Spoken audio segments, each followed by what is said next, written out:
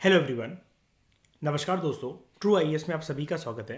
Previous lecture तक हम लोगों ने ये वाली बात कर ली थी कि पार्लियामेंट का ऑर्गेनाइजेशन किस प्रकार से होता है। इसके साथ साथ हमने ये भी देख लिया था कि जो ऑर्गेनाइजेशन है स्टेट लेजिस्लेचर का वो किस तरीके से होता है और वो पार्लियामेंट के ऑर्गेनाइजेशन से कैसे अलग है कि स्टेट लेजिस्लेचर में राज्यों में थोड़ी सी नौटंकी चलती रहती है कि दूसरा हाउस क्रिएट करना है कि नहीं करना है। फिर उसको पार्लियामेंट पास करता है, फिर प्रेसिडेंशियल नोटिफिकेशन से वो चीज़ जाकर फाइनली बनती है। लेकिन बनने के लिए एक नोटिफिकेशन और उसको मिटाने के लिए एक notification. I am talking about state legislative council, Vidhan Parishad. तो राज्यों में ये नौटंकी चलती है। हम जो कॉम्पोजिशन ऑफ टू हाउसेस पढ़ रहे हैं, चलो पैरेलल तरीके से जैसा कि हम एनालिसिस करते हैं, पार्लियामेंट के दो हाउसेस की कॉम्पोजिशन देखेंगे और राज्यों में देखेंगे हम लोग जो जिन जिन राज्यों के अंदर सिंगल हाउस है उनकी कॉम्पोजिशन क्या रहती है, और दो हाउसेस जो है विधानसभा और विधान परिषद उनकी कॉम्पोजिशन क्या रहती है। तो चलो इसको पढ़ते हैं। सबसे पहले बात करते हैं, दो हाउसेस की बात हो रही है तो पहला घर पकड़ते हैं राज्यसभा। राज्यसभा के फटाफट मुझे जल्दी से नाम रिकॉल करवा दो। It is the upper house,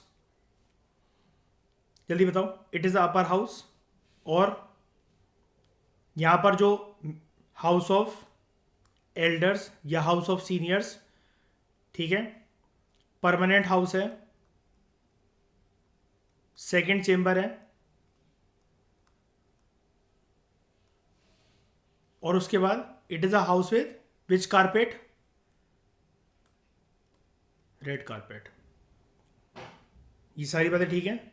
अब देखो, मैक्सिमम स्ट्रेंथ जो राज्यसभा की है इट इज फिक्स्ड एट 250, मतलब 250 से ज्यादा अभी नहीं हो सकती है।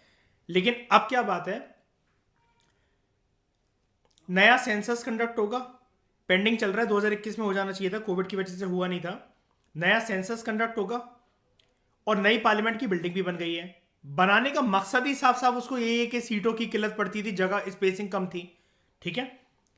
यानी कि राज्यसभा लोकसभा की सीटें बढ़ेंगी तो definitely you should aim for Lok Sabha and Rajya Sabha के प्रोटोकॉल के एग्जामिनेशन। एंड अच्छी न्यूज ये है कि आप में से अगर अभी एक दो या तीन अटेम्प्ट भी जो लोग दे चुके हैं, तो अगर ये एमपी शिप बढ़ेगी, मेंबर ऑफ पार्लियामेंट शिप बढ़ेगी, तो ऑब्वियसली बात है the government needs more bureaucracy.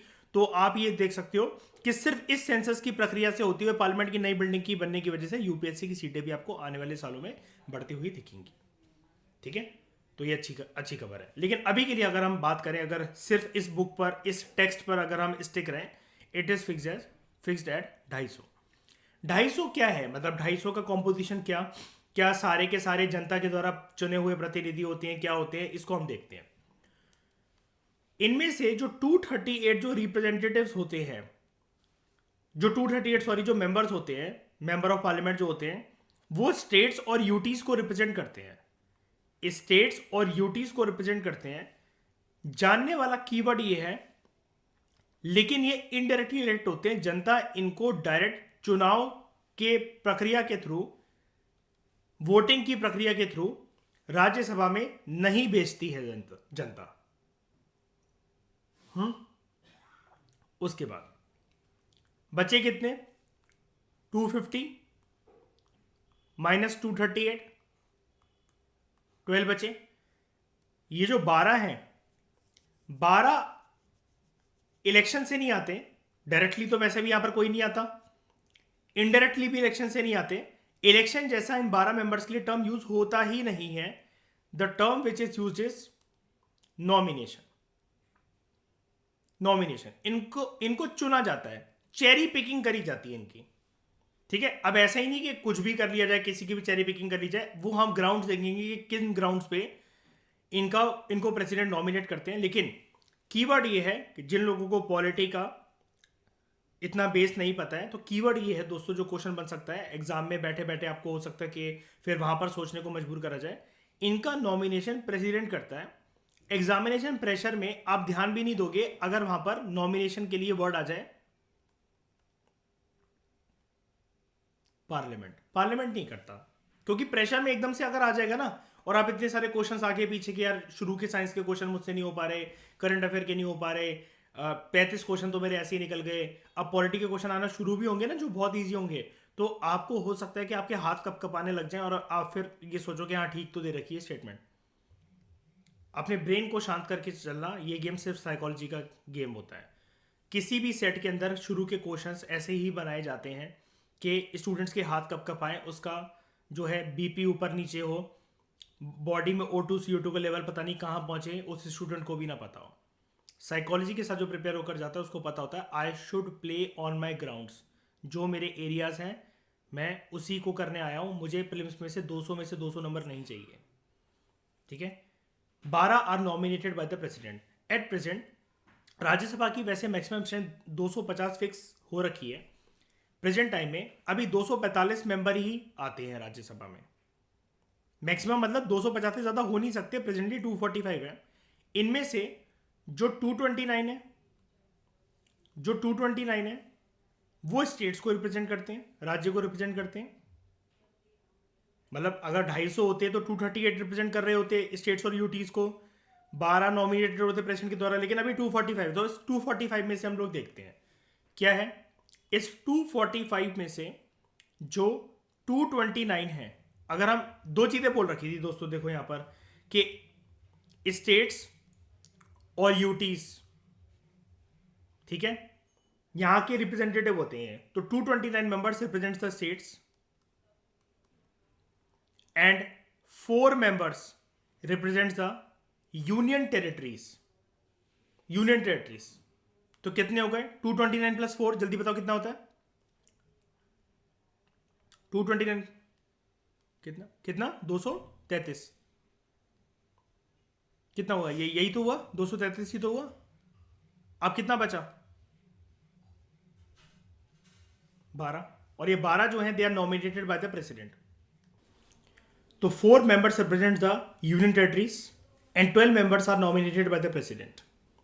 जो फोर्थ शेड्यूल है हमारे कॉन्स्टिट्यूशन का, ठीक है, जो चौथा शेड्यूल है, again important fact state PSC के लिहाज से, कि राज्यसभा में कितनी सीटें स्टेट्स की और कितनी सीटें यूटीज की होंगी। आई रिपीट, राज्यसभा के अंदर अपर हाउस के अंदर कितनी सीटें राज्यों से आएंगी और कितनी सीटें यूटीज की होंगी। इस चीज की एलोकेशन की बात, डिवीजन ऑफ सीट्स की बात फोर्थ शेड्यूल में करी गई है। This you should remember. तो फोर्थ शेड्यूल है तो संविधान का, वो डील करता है allocation of seats in the Rajya Sabha, राज्यों को कितनी मिलेंगी और केंद्र शासित प्रदेशों को कितनी मिलेंगी, यानी कि यूटीज को कितनी मिलेंगी। अब पीछे कुछ एक चीज दे रखी है, ये वाले पॉइंट्स मिस मत करा करो, अपनी बुक होगी तो भी देखा करो इमीडिएटली, बाद में नहीं, और पीडीएफ है तब भी इमीडिएटली जाके देखा करो कि क्या दे रखा है।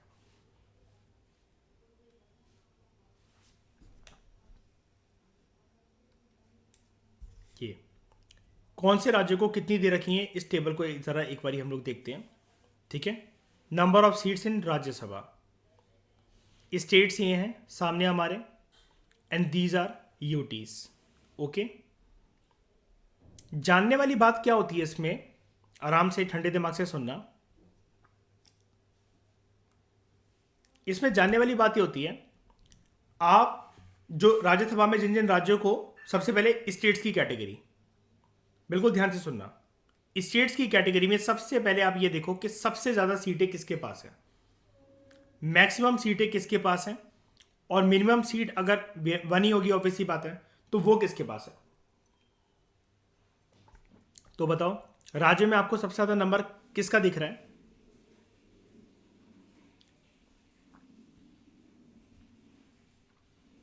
हाँ, लेकिन वो ये कि पता होना चाहिए ना, जैसे आते ऐसी क्वेश्चन है मयूर बहुत इजी, लेकिन उनको पता है एग्जामिनर को कि एग्जामिनेशन प्रेशर में कोई कर ही नहीं पाएगा, इतना कुछ सोच ही नहीं पाएगा, वो तो अपनी फैक्चुअल नॉलेज पर डाउट करने लग जाएगा पर्सन।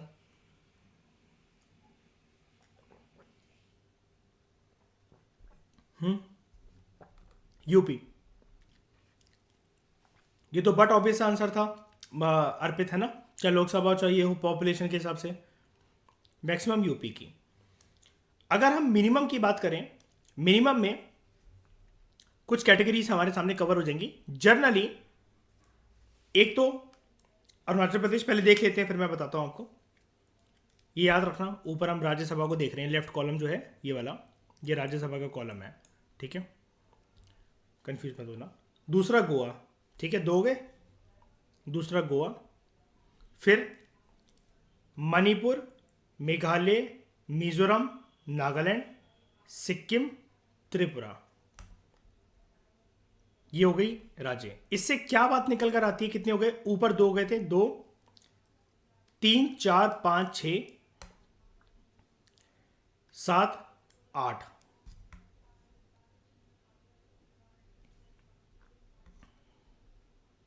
बस एक बात याद रखना, मिनिमम स्टेट्स का जब भी जिक्र हो, नॉर्थ ईस्ट में सारे के सारे राज्य एक्सेप्ट असम सबकी एक ही सीट है। नॉर्थ ईस्ट के सभी राज्यों में एक्सेप्ट असम सबकी एक ही सीट है, प्लस गोवा, बस आपको याद रखना है क्योंकि गोवा बहुत छोटा है, सबसे छोटा वही है। वैसे तो केंद्र शासित प्रदेश ये स्टेट के उसमें टर्म्स में ये आपको देखिएगा, राज्यसभा जो है एक ही सीट है उसके पास, पॉपुलेशन की वजह से ऑब्वियसली बात है, नॉर्थ ईस्ट में भी बहुत कम है, लेकिन नॉर्थ ईस्ट में सारे के सारे सिस्टर्स को मत मानना, नॉर्थ ईस्ट में सभी सिस्टर्स को मत मानना, मतलब 7 सिस्टर्स जिसको कहते हैं, 8 सिस्टर्स हैं अब तो सिक्किम के मर्जर के बाद, लेकिन असम के अंदर 7 सीट्स हैं, इसलिए असम का जिक्र यहां पर नहीं होता। क्या ये वाली एनालिसिस समझ में आई आपको? जल्दी बताओ। अब हमने एक कॉलम स्टेट का बनाया था, अब एक कॉलम हम देखते हैं अगर यूटीज का बनाने को हमें आए तो हमें क्या करना है। देखो, यूटीज के लिए याद रखना, सभी यूटीज की रिप्रेजेंटेशन राज्यसभा के अंदर नहीं है, ठीक है, क्यों नहीं है वो हम चैप्टर में देखेंगे। सबसे ज्यादा अभी तक दिल्ली के पास था शेयर, कि दिल्ली बीइंग अ केंद्र शासित प्रदेश, यहां की सबसे ज्यादा रिप्रेजेंटेशन होती थी आउट ऑफ ऑल द केंद्र शासित प्रदेश, out of all the union territories, 3 सीटें हुआ करती थी राज्यसभा के अंदर। 2019 में जब से जम्मू एंड कश्मीर, ठीक है, ये यूटी बना था, तो यहां पर इसके जो सीटें हैं वो आपको देखने को मिलेंगी 4, लद्दाख के पास कोई नहीं है, ये हैं 4, ठीक है। उसके बाद दिल्ली और फिर आता है पुडुचेरी।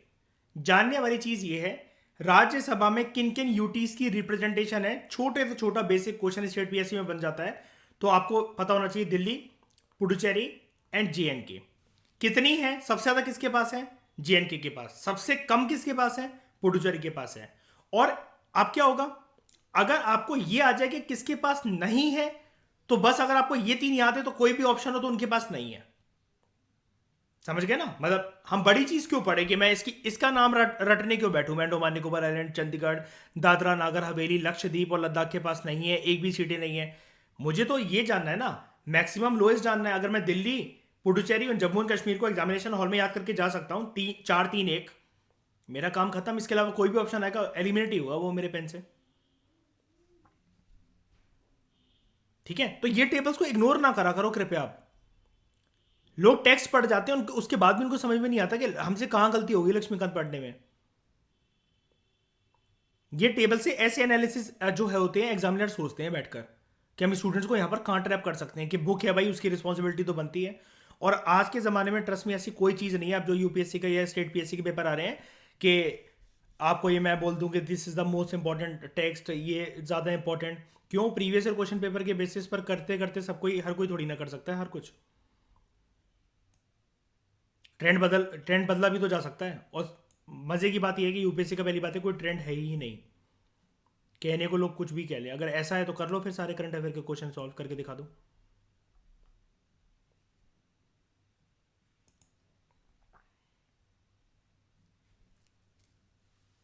ठीक है, ये चीज क्लियर हुई, यहां तक बात क्लियर है?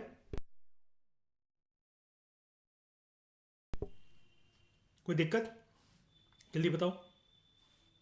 ठीक है, अब यहां पर जो बात चल रही है कि इतनी इतनी सीटें राज्यों के लिए होती हैं, इतनी इतनी सीटें केंद्र शासित प्रदेश के लिए होती हैं, और कुछ नॉमिनेशन वाले होते हैं। तो यानी कि हमारे पास डिस्कशन के लिए ना 3 कैटेगरी बन गई हैं। एक, राज्यों की रिप्रेजेंटेशन राज्यसभा में कैसी है, जो कि इनडायरेक्टली इलेक्टेड कराएंगे। यूटीज की कैसी है, अगेन जो कि इनडायरेक्टली इलेक्ट होकर आएंगे। और तीसरी कैटेगरी है नॉमिनेटेड मेंबर्स की कैसी है रिप्रेजेंटेशन। तो इन तीन कैटेगरीज के बारे में अब हम चर्चा करते हैं, ठीक है। ऊपर हमने राज्यसभा में देख लिया था कि आउट ऑफ 245 मेंबर्स 229 स्टेट्स को रिप्रेजेंट करते हैं, तो रिप्रेजेंटेशन देखेंगे स्टेट्स की। 4 रिप्रेजेंट करते हैं केंद्र शासित प्रदेशों को, तो फिर यूटीज की देखेंगे। उसके बाद 12 होते हैं नॉमिनेटेड मेंबर, तो फिर नॉमिनेटेड मेंबर्स की डिस्कशन को देखेंगे। चलो अब इसकी प्रॉपर तरीके से कॉम्पोजिशन के बारे में बात करते हैं। और सबसे पहले स्टार्ट करते हैं अपना पहला एस्पेक्ट, रिप्रेजेंटेशन ऑफ राज्य। राज्यों की क्या रिप्रेजेंटेशन है राज्यसभा के अंदर। राज्यसभा में जाने के लिए जब भी राज्यों से कोई रिप्रेजेंटेटिव आता है, इनका चुनाव इनडायरेक्ट होता है। यानी कि हम घर से निकल कर जाकर इनके लिए वोट करने नहीं जाएंगे। कौन से लोगों के लिए? जो राज्यसभा में जाकर एमपी बनने वाले हैं। मेरी बात समझ पा रहे हो? हम इनके लिए वोट करने नहीं जाते। जनता डायरेक्टली घर से बाहर नहीं निकलती इनके लिए वोट करने। उन मेंबर्स के लिए, उन सांसदों के लिए, उन एमपी के लिए जो कि राज्यसभा में जाने वाले हैं। तो इलेक्शन मतलब जनता की डायरेक्ट भागीदारी तो नहीं होती, डायरेक्ट इलेक्शन तो नहीं होते हैं। तो भाई इनडायरेक्ट कैसे होते हैं फिर ये? यानी कि इनडायरेक्ट का मतलब ये है कि मैंने जिस उम्मीदवार को जितवाया है, शायद से वो इनको इलेक्ट करके, इनके लिए वोट करके वो भेज रहे हो। तो जी हां, कुछ ऐसा ही होता है। राज्यसभा में जो रिप्रेजेंटेटिव्स जाते हैं राज्यों से, ये सिर्फ राज्यों की बात चल रही है, कंफ्यूज मत हो जाना कि आप कल को दिल्ली भी दिमाग में ले आओ, पुडुचेरी भी ले आओ, जम्मू एंड कश्मीर भी ले आओ। नहीं, केंद्र शासित प्रदेशों की बात ही मत करना, ठीक है। राज्यों की बात हो रही है। राज्यों में क्या होता है? सारे के सारे राज्यों में हमें पता है विधानसभाएं होती हैं, स्टेट लेजिस्लेटिव असेंबली होती हैं। स्टेट लेजिस्लेटिव असेंबलीज के again very very very important keyword, जो इलेक्टेड मेंबर्स होते हैं। अगेन जो इलेक्टेड मेंबर्स होते हैं, क्या विधानसभाओं में, स्टेट लेजिस्लेटिव असेंबली में नॉमिनेटेड मेंबर्स होते हैं क्या? नहीं होते? होते हैं, होते हैं। जैसे एंग्लो इंडियन हमारे होते हैं ना, ये ऊपर। अभी तो हालांकि वो प्रक्रिया खत्म हो गई है। तो मयूर राज्यों में भी होते हैं, विधानसभाओं में होते हैं। अब हालांकि वो प्रक्रिया मतलब खत्म हो गई है, लेकिन फिर भी अगर कल को किसी और दायरे से नॉमिनेशन आ जाए, यहां पर जानने वाला कीवर्ड ये है शाइनी, इलेक्टेड मेंबर्स ही वोट करने का अधिकार रखेंगे। विधानसभाओं के नॉमिनेटेड मेंबर्स वोट करने का अधिकार नहीं रखेंगे। किनको? किनको? वो मेंबर्स को जिनको राज्यसभा में जाना है, ठीक है। यानी कि ये प्रक्रिया कैसी है? बहुत सिंपल है। देखो, एक बार मैं बताऊंगा, समझ जाना। जनता है, जनता से वाला अर्पित पहले किसको वोट कर रही है? एमएलए को। और एमएलए कहां बैठते हैं? विधानसभा के अंदर। और ये सारे के सारे एमएलए कौन है? इलेक्टेड होने चाहिए। कीवर्ड ये है, जनता का बहुमत लेकर आए हैं, अपनी अपनी कॉन्स्टिट्यूएंसी से विनर है, अपनी अपनी कॉन्स्टिट्यूएंसी से विधायक है। ये विधायक जाकर किसको चुनेंगे? एमपी को इलेक्ट करेंगे। और वो एमपी कौन से वाले एमपी? राज्यसभा की। क्या छोटी सी बात समझ में आई आप लोगों को? एमपीपीएससी में जैसे 3 से 5 नंबर के जो क्वेश्चन आते हैं ना दोस्तों, का टाइम ना हो, इस प्रकार के डायग्राम आपको मार्क्स दिलवा सकते हैं। इस प्रकार के डायग्राम आपको मार्क्स अच्छे खासे दिलवा देंगे, कोई भी आपके नंबर नहीं काट सकता, पक्का। ऐसी क्रिएटिविटी आप मतलब अपने हिसाब से लेकर आओ। मैं ये नहीं कह रहा कि मेरी बेस्ट है वो है, लेकिन मैंने हर चीज़ों की शॉर्ट ट्रिक बना रखी है कि अगर 7 मिनट ना हुए करने को पेपर में, सिर्फ 120 सेकेंड ही है मेरे पास, तो मैं क्या करूं? तो हर टॉपिक का मेरा एक दिमाग में ऐसा एक स्ट्रक्चर रहता है। उसके बाद इलेक्शन जो है, जो चुनाव है, election is held in accordance with the system of proportional representation by means of single transferable vote.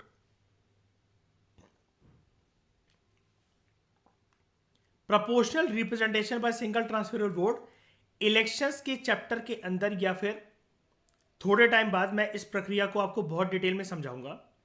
लेकिन अभी के लिए आप इतना समझ जाओ, सिंगल ट्रांसफरेबल वोट का मतलब ये होता है एक पर्सन का कितना वोट माना जाएगा? एक ही वोट माना जाता है। और एक वोटर कितनों को वोट दे सकता है? आप जब वोट करने जाते हो कितनों पे बटन प्रेस कर कर आते हो? एक वोटर के पास एक वोट होता है, ठीक है? लेकिन यहां पर आप ना सभी को वोट दे सकते हो, right shiny? Single transferable vote हम पढ़ेंगे इसके बारे में। दो तरह के सिस्टम होते हैं जो जनता जिसमें डायरेक्टली वोट करती है, वो होता है एफपीटीपी सिस्टम। एफपीटीपी का मतलब होता है first past the post system. दूसरा होता है प्रपोर्शनल रिप्रेजेंटेशन सिस्टम। इसके दो अंग होते हैं, एक होता है सिंगल ट्रांसफरेबल वोट सिस्टम और दूसरा जो हमारी कंट्री में फॉलो नहीं होता, लिस्ट सिस्टम। इसके बारे में मैं आपको बताऊंगा आने वाले लेक्चर्स के अंदर। इसी चैप्टर के अंदर हम इसको इंपॉर्टेंट जगह पर डिस्कस करेंगे। इसलिए मैं आपसे कह रहा था कि पार्लियामेंट का चैप्टर और स्टेट लेजिस्लेचर का चैप्टर करने से ना बहुत सारे लक्ष्मीकांत के चैप्टर्स आपके उसके अंदर कंसेप्ट जो हैं वो क्लियर हो जाते हैं, ठीक है? अभी के लिए हम इसको साइड करते हैं, इस डिस्कशन को, ये अलग अलग तरह के चुनावी प्रक्रिया को। आप बस अभी के लिए इतना समझ जाओ, प्रपोर्शनल रिप्रेजेंटेशन के through bye means of single transferable vote, ठीक है? इसके थ्रू जो है राज्यसभा के एमपीज, वो जो राज्य को रिप्रेजेंट कर रहे हैं, ये चुने जाते हैं। मतलब जब विधायक इनको वोट करेंगे, वो जो प्रक्रिया होगी चुनावी प्रक्रिया, उसको बोला जाएगा proportional representation bye means of single transferable vote.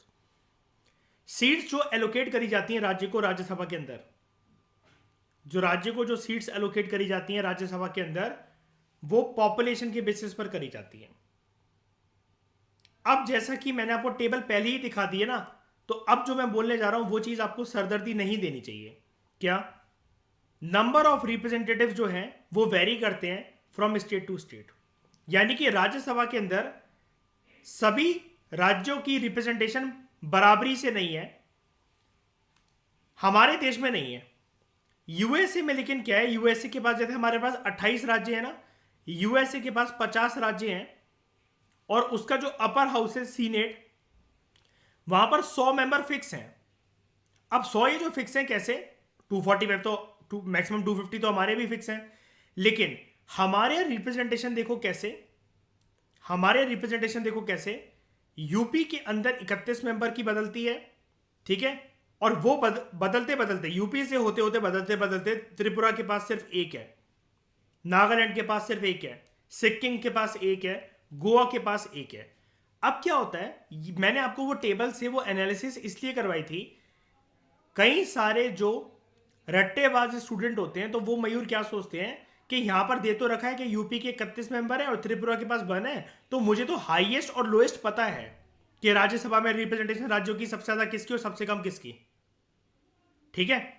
However in USA all states are given equal representation in the upper house, that is Senate, irrespective of their population।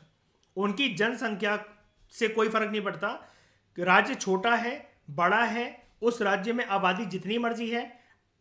उसका एक सिंपल सा आंकड़ा है यूएसए का, 50 राज्य हैं, हर एक राज्य से दो दो उम्मीदवार जो है वो सीनेट में बैठेंगे। तो यानी कि senate is equal to composed of, its composition is composed of 100 members. ये वाली बात समझ में आई? हमारे लेकिन क्या होता है, रिप्रेजेंटेशन बदलती है, वेरी करती है। यानी कि किसी किसी राज्य की रिप्रेजेंटेशन इतनी, किसी की इतनी, किसी की इतनी, किसी की इतनी, किसी की इतनी, ये अलग अलग ये जो है राज्यों की ये जो बदल रही है रिप्रेजेंटेशन, वो सिर्फ और सिर्फ आबादी की वजह से, पॉपुलेशन की वजह से। क्या ये वाली बात आप सबको समझ में आई? बताओ, ठीक है? अब हम देखते हैं यूटीज कैसे रिप्रेजेंटेड होते हैं, केंद्र शासित प्रदेश। अगर देखो प्रक्रिया शायद से अगर सेम होती या कुछ इसमें बात नहीं जानने वाली होती, तो शायनी राइटर ये भी कर सकता था कि representation of states and UTs को साथ में लिख देता, है ना? लेकिन कुछ तो यहां पर बात अलग होगी। क्या है, जानो उसको, बहुत इंपॉर्टेंट है। हर एक रिप्रेजेंटेटिव इस बार हम टॉपिक को थोड़ा सा एक अलग एंगल में पढ़ रहे हैं। इस बार ये रिप्रेजेंटेटिव राज्यसभा में तो जा रहा है, उसका टाइटल जो होगा वो सांसद ही होगा, वो एमपी ही होगा, लेकिन इस बारी वो जा रहा है केंद्र शासित प्रदेश से। केंद्र शासित प्रदेश से जा रहा है, यूटी से जा रहा है, इस बारी राज्य से नहीं जा रहा है। यानी कि जिस भी रीजन से वो जा रहा है उसकी जमीन क्या, उसका जमीन का जो टाइटल है वो राज्य का नहीं है, वो केंद्र शासित प्रदेश का है, वो यूटी का है। इसको भूल मत जाना, बहुत बुरी तरीके से ठोकोगे वरना एग्जाम के अंदर। जो रिप्रेजेंटेटिव्स होते हैं हर एक यूटी के राज्यसभा के अंदर, ये भी इनडायरेक्ट इलेक्शन से आते हैं, they are also elected indirectly. अब ये जो इनडायरेक्टली इलेक्टेड होते हैं ना, अब इनडायरेक्टली इलेक्टेड ऊपर कैसे थे, जो स्टेट्स में थे, एक वोटर है, उसने पहले विधायक को चुना और विधायक ने राज्यों से सांसद को चुन लिया जो कि राज्यसभा में जाने वाले हैं। यानी कि जनता ने इनडायरेक्टली चुना, बीच में विधायकों का रोल आ गया है। जनता डायरेक्टली यहां पर इनको वोट नहीं कर रही है, जनता पहले अपने विधायकों को वोट कर रही है, विधायक जनता के बिहाफ पर एक सांसद को वोट कर रहे हैं bye means of proportional representation, single transferable vote. अब यहां पर क्या होता है, यहां पर ना जो इलेक्टेड जो रिप्रेजेंटेटिव्स हैं हर एक यूटी के राज्यसभा के अंदर, इनका इनडायरेक्ट इलेक्शन होता है इलेक्टोरल कॉलेज के मेंबर्स के द्वारा। एक इलेक्टोरल कॉलेज बनाया जाता है उसके मेंबर्स के द्वारा, जो कि स्पेशली कॉन्स्टिट्यूट करा जाता है सिर्फ इसी पर्पज से। शाइनी, सौगंधा, कहां पर है कॉलेज? दिल्ली के बनारस? मयूर, कहां पर है कॉलेज? ये अहमदाबाद, कोलकाता?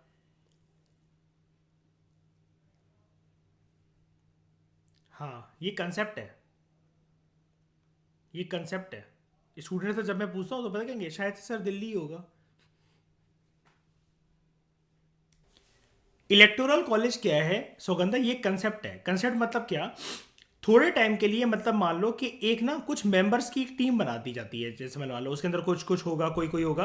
अभी इलेक्टोरल कॉलेज ना कोई नई चीज नहीं है। यहाँ पर इलेक्टोरल कॉलेज की प्रक्रिया और किसके चुनाव में यूज होती है हमारे देश में? एक तो राष्ट्रपति और और उपराष्ट्रपति भी, वाइस प्रेसिडेंट भी। तो कुछ मेंबर्स होते हैं सौगंधा इलेक्टोरल कॉलेज के अंदर, वो चुनते हैं इनको, वो चुनते हैं। लेकिन ये राज्यों राज्यों के उसमें नहीं चुनेंगे। अगर कोई मेंबर को अगर भेजना है यूटी से राज्यसभा में भेजना है, तब ऐसा करा जाएगा। और ये वाला जो इलेक्शन होता है ना, इलेक्टोरल कॉलेज तो सिर्फ एक एडिशनल नाम आया यहां पर। ये इलेक्शन भी होता है in accordance with system of proportional representation by means of single transfer vote. आपने प्राइम मिनिस्टर जी की फोटो देखी होगी कई बार, अलग अलग एमपीज की फोटो देखी होगी कई बार सौगंधा, जब प्रेसिडेंट के इलेक्शंस होते हैं। एमपीज और पीएम की फोटो देखी होगी पक्का, वो लोग वोट करने जाते हैं, डब्बा रखा होता है एक, देखा है? सेम ऐसे ही और जो वो जो प्रक्रिया चल रही होती है ना, वो इलेक्टोरल कॉलेज होता है। वो कंसेप्ट है, इसलिए आप समझ में आया? शाइनी, जानते हो ना इस चीज को? मतलब सही बोल, सही चीज है ना, कि मतलब ऐसा तो नहीं है कि समझ में नहीं आ रहा है ना? यही चीज है। तो जैसे राष्ट्रपति उपराष्ट्रपति के चुनाव होते हैं, उसमें भी इलेक्टोरल कॉलेज का कंसेप्ट यूज होता है, यहां पर भी होता है ना, है कि नहीं? अब एक बात मैं बता देना चाहता हूं, मैं जानता हूं कि आपके दिमाग में बहुत सारी, आप लोगों के दिमाग में असमंजस होगी कि सर इलेक्टोरल कॉलेज को एक बारी प्रॉपर तरीके से समझा दो। अभी नहीं आया समझ में इतना कि मतलब ये लोग कौन है, कि मतलब ये क्यों बना ऐसा, और ये बनाने का काम किसका होता है। जस्ट वेट, अभी लेक्चर आगे कंटिन्यू होने दो, ठीक है? सारी चीज़ें समझ में आ जाएंगी। मैंने आपको देखो अभी इलेक्शन भी नहीं समझाया, first past the post system, FPTB system, list system, electoral college को भी, इन सबको जो मैं रोक कर रख रहा हूँ वो किसी पर्पज से रोक कर रख रहा हूँ। जब बात करनी होगी तब हम करेंगे। अभी क्योंकि क्या है, कॉम्पोजिशन ऑफ राज्यसभा में हम ये संख्या जान रहे हैं कि अलग अलग मेंबर्स कैसे हैं, कौन कौन से हिंदुस्तान की सीमाओं से आए हैं और कैसे कैसे आए हैं। यहाँ पर अगर हम ये वाली बात करने लग जाए ना, तो हमें 3-3 घंटे फिर एक वर्ड पे लगने लगेगा। जब रेलेवेंस होगी जिस जगह के बारे में बात करना, उसके बारे में करें, कि मिस कुछ भी नहीं होगा आपका, डोंट वरी। उसके बाद आउट ऑफ द 9 यूटीज, अब तो 9 नहीं है, कितनी हो गई हैं? कितनी हो गई हैं यूटीज? 8। 8 कैसे, किसको मर्ज कर दिया गया, हालांकि उसका नाम अभी तक नहीं रखा गया नया? हाँ, Dadra and Nagar Haveli and Daman and Diu, 4 bar D, D D D D D, ठीक है? आउट ऑफ द 8 यूटीज सिर्फ 3 के पास दिल्ली, अब पीछे टेबल दिखा दिया था, ये भी इजी है, दिल्ली, पुडुचेरी एंड JNK, सिर्फ इन्हीं की रिप्रेजेंटेशन है राज्यसभा के अंदर। अब जो पीछे से टेबल देखेगा नहीं वो ठुकेगा एग्जाम के अंदर। क्या ठुकेगा पता होना चाहिए। दिल्ली के पास कितनी सीटें? 3। पुडुचेरी के पास कितनी सीटें? 1। JNK के पास कितनी सीटें? 4। सबसे ज्यादा किसके पास? JNK। सबसे कम किसके पास? पुडुचेरी। और केंद्र शासित प्रदेशों में से किसकी रिप्रेजेंटेशन बिल्कुल भी नहीं है राज्यसभा के अंदर? बस, अदर देन दैट जो भी है, लेकिन वो पता होना चाहिए इसमें कि मतलब केंद्र शासित प्रदेश हैं कौन कौन से। पता चला यार मयूर, कहीं सोचो आप बैठ के यार ये तो पढ़ा ही नहीं यार, ये तो केंद्र शासित प्रदेशों का तो नाम ही याद नहीं आ रहा पेपर के अंदर बैठ के। ठीक है, जो पॉपुलेशन है बाकी 5 की, बाकी 6 तो नहीं होंगे, बाकी 5 की जो यूटीज की है वो बहुत कम है कि उनका कोई रिप्रेजेंटेटिव भेजा जाए राज्यसभा के अंदर। इतनी भी पॉपुलेशन नहीं है। अब आप कहोगे इतनी भी पॉपुलेशन नहीं है, एक बंदा तो रह रहा होगा वहां पर। तो देखो क्या होता है चुनावी प्रक्रिया में, जब हमें एक ना पॉपुलेशन का एक दायरा बनाना होता है कि यानी कि अगर इतनी इतनी पॉपुलेशन अगर होगी, इतनी पॉपुलेशन से एक MP यहां से भेजा जाएगा। जब इतनी पॉपुलेशन होगी तो दूसरा MP भेजा जाएगा। जब इतनी पॉपुलेशन होगी तो तीसरा MP भेजा जाएगा। और जब इतनी पॉपुलेशन होगी तो चौथा MP भेजा जाएगा। कहने का मतलब क्या है, पॉपुलेशन में भी ना एक मिनिमम कोटा होता है। इतनी मिनिमम पॉपुलेशन होनी ही चाहिए। अगर इतनी मिनिमम पॉपुलेशन नहीं है, अगर इतनी मिनिमम पॉपुलेशन का कोटा नहीं है, तो फिर एक सिंगल पर्सन को भी वहां से MP के लिए, मेंबर ऑफ पार्लियामेंट के लिए नहीं भेजा जाएगा राज्यसभा के अंदर। इसको हम सिंप्लीफाई कर देते हैं। कैसे? देखो, मान लो सौगंधा, ऐसा डिसाइड कर रखा है हमारे देश में, वो मैं बताऊंगा, डिलिमिटेशन कमीशन वगैरह, इलेक्शन कमीशन, ये लोग सारे मिलकर एक पूरा एक तिकड़म बनाते हैं। लेकिन मान लो एक हमारे देश में ऐसा रूल है शाइनी, मान लो सेंसस के हिसाब से, 2011 के सेंसस के हिसाब से एक रूल ये चल रहा है। सारी चीज़ों को देखने के बाद वो हम देखेंगे रूल कैसे बनता है, क्या बनता है, डेलिमिटेशन कमीशन का क्या रोल है, इलेक्शन कमीशन का क्या रोल है, कॉन्स्टिट्यूएंसी का क्या रोल है। एक बात, 100 बातों की एक बात, अगर हमारे देश में कहीं पर भी 1.5 मिलियन की आबादी है, तो उस आबादी का एक, जहां जहां 1.5 मिलियन की आबादी कंप्लीट हो गई, तो वहां पर एक ऐसा दायरा बना दिया जाएगा, एक मैप पर एक ऐसा पॉलिटिकल बॉर्डर बना दिया जाएगा जिसको अंग्रेजी के अंदर नाम दिया जाएगा कॉन्स्टिट्यूएंसी। कॉन्स्टिट्यूएंसी। अब ये दूसरा रूल ये बनाया जाएगा कि हर 1.5 मिलियन में जहां पर ये पॉलिटिकल बाउंड्री बनाई गई है जिसको नाम दिया जा रहा है कॉन्स्टिट्यूएंसी, जहां पर 1.5 आबादी होगी, 1.5 मिलियन की आबादी होगी, वहां से एक पर्सन MP बनकर आएगा, मेंबर ऑफ पार्लियामेंट बनकर आएगा। यही अगर 1.5 प्लस 1.5 अगर 3 मिलियन है तो क्या करा जाएगा? अब यहां पर अगर 3 मिलियन है ना, तो रूल के हिसाब से ये एरिया थोड़ा सा बड़ा होगा। 1.5 मिलियन से अगर एक आ रहा है तो 3 मिलियन से अब ये एरिया थोड़ा सा ज्यादा बड़ा होगा। तो इस कॉन्स्टिट्यूएंसी से लगभग 2 MP आएंगे। ऐसे ऐसे इंडिया का पूरा पॉलिटिकल मैप बनाया जाता है, और इस पॉलिटिकल मैप को कहा जाता है कॉन्स्टिट्यूएंसी। क्या ये वाली बात समझ में आई? यानी कि अर्पित, अगर अगर लोकसभा के अंदर 550 MP है, मान लो 550 MP है, तो ये क्या कह सकते हैं हम, हमारे देश में लोकसभा की कितनी कॉन्स्टिट्यूएंसी होंगी? ऑब्वियस ही बात है 550, हर एक कॉन्स्टिट्यूएंसी से एक MP आएगा, है कि नहीं? किसमें? नहीं, अरे एक मैं एग्जांपल कह रहा हूं, मेरी माँ एग्जांपल कह रहा हूं। 550 तो पहली बात है होते ही नहीं है, पहले पूरे तो है ही नहीं लोकसभा के अंदर इतने, है ना। दिल्ली से 70 मान लो, 70 विधायक है मान लो, तो मयूर दिल्ली के अंदर, इसका मतलब स्टेट लेवल की कॉन्स्टिट्यूएंसी कितनी है? बस ये चीजें होती हैं, ये हम आगे सीखेंगे, डोंट वरी, इसी चैप्टर का पार्ट है कि हम कॉन्स्टिट्यूएंसी बनाना भी सीखेंगे। बस छोटी छोटी आगे आगे के टॉपिक्स के लिए प्रिपेयर करवाने के लिए हिंट देता चल रहा हूं। सुगंधा, कॉन्स्टिट्यूएंसी का टॉपिक टिपिकल तो नहीं लगा?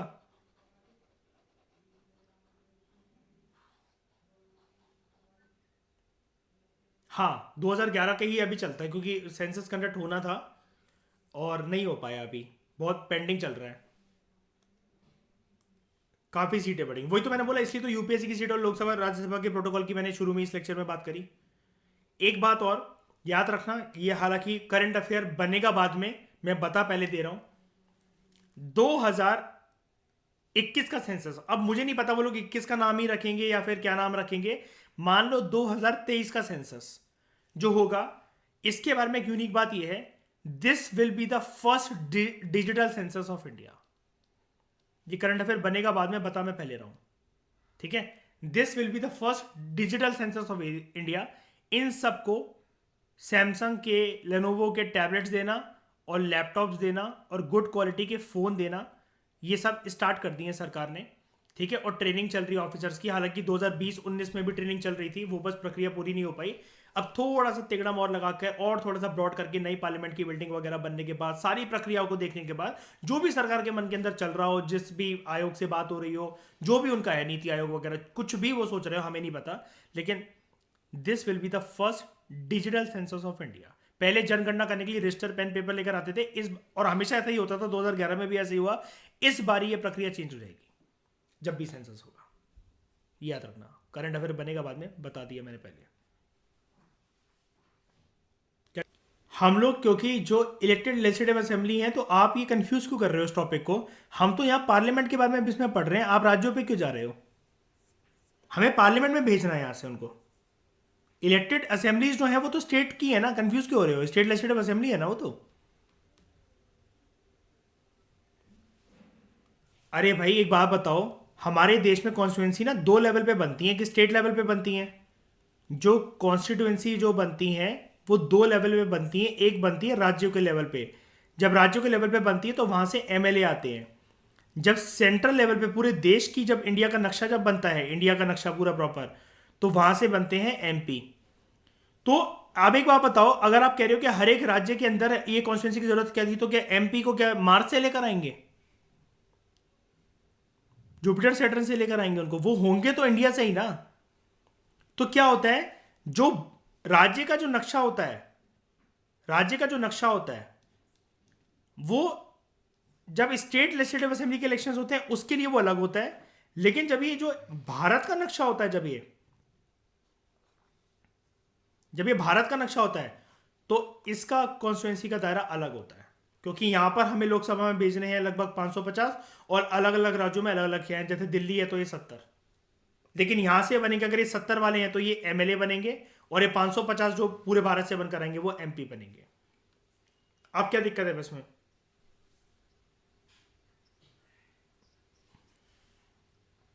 बेस में वो यूटी से जब वो होते हैं तो इलेक्टोरल कॉलेज इसलिए बनाई जाती है। तो मुझे एक बात बताओ ना, यहां पर विधानसभा कहां पर है? अब पुडुचेरी में है विधानसभा? पुडुचेरी, पुडुचेरी में विधानसभा है?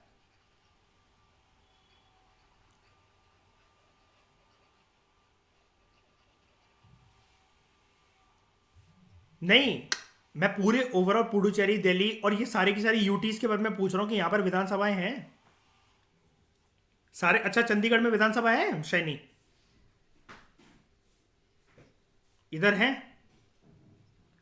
उसके बाद भी। लेकिन हम यहां से जो है पॉपुलेशन के बेसिस पर अगर इसमें हमें करना है, तो उन्होंने इलेक्टोरल कॉलेज की प्रक्रिया रख रखी है। उसका सिंपल सा मकसद सिर्फ इतना है कि जो मेंबर्स है ना, वो स्टेट्स के साथ, मतलब जो स्टेट से जो जाएंगे इनडायरेक्ट इलेक्शन से राज्यसभा के अंदर, उसके साथ कंफ्यूजन ना हो। तो यूटीज की प्रक्रिया इन्होंने अलग बना रखी है, because population as compare to states UTs की कम है, और किसी किसी में तो इतनी भी नहीं है कि वहां से एक भी मेंबर जा सके। आपके दिमाग में यार होगा कि यहां पर इलेक्टोरल कॉलेज का प्रोसीजर बनाया क्यों? इसके लिए आपको डेड बॉडीज के पास जाना पड़ेगा, कॉन्स्टिट्यूशन मेकर्स की। अब ये तो वही वाली बात हो गई ना कि आप ये पूछो कि हमने पार्लियामेंट्री सिस्टम क्यों अडॉप्ट करा, प्रेसिडेंशियल सिस्टम क्यों नहीं अडॉप्ट करा। डिबेट्स हैं इसके पीछे। इलेक्टोरल कॉलेज की प्रक्रिया इसके लिए बेस्ट सूट कर रही थी, बस इस वजह से। कोई कंपल्शन नहीं है, चाहने को तो हम ऊपर वाली उससे भी प्रक्रिया करवा सकते हैं, कोई टेंशन नहीं है।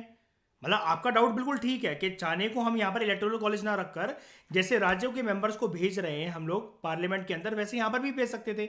लेकिन प्रक्रिया बस एक बनाई गई है, प्रोसेस है बस एक, जैसे हर चीज का प्रोसेस है हमारे कॉन्स्टिट्यूशन में अलग अलग चीजों का। जो यूटीज होती हैं वो ऑब्वियसली बात है सेंट्रल गवर्नमेंट के द्वारा कंट्रोल होती हैं। वहां पर जो होता है उनका एजेंट होता है कौन कंट्रोल करने के लिए? गवर्नर।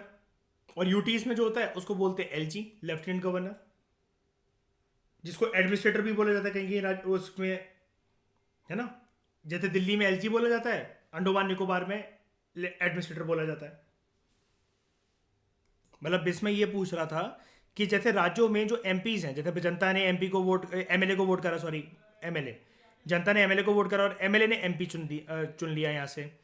तो इन यूटीज के अंदर दिल्ली, पुडुचेरी और जम्मू एंड कश्मीर के अंदर भी विधानसभाएं हैं, यानी कि वहां पर भी एमएलए हैं। तो वो फिर ऐसा प्रोसीजर क्यों नहीं चुन रहे हैं?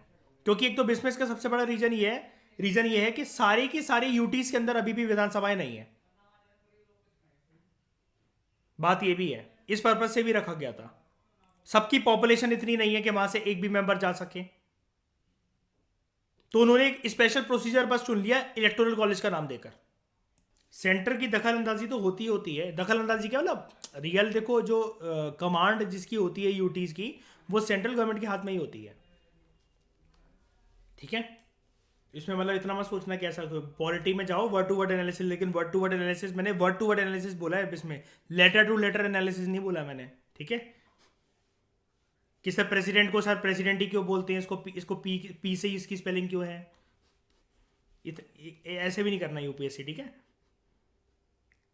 नॉमिनेटेड मेंबर्स, प्रेसिडेंट नॉमिनेट करते हैं 12 मेंबर्स को राज्यसभा के अंदर, जिन लोगों को स्पेशल नॉलेज होती है और प्रैक्टिकल एक्सपीरियंस होता है इन 4 फील्ड्स होती हैं: literature, art, science and social service. Art, literature, science and social service. अब Sachin Tendulkar was an exception in this case, लेकिन उनके क्रिकेट के टैलेंट को एक प्रकार का एक आर्ट माना गया था।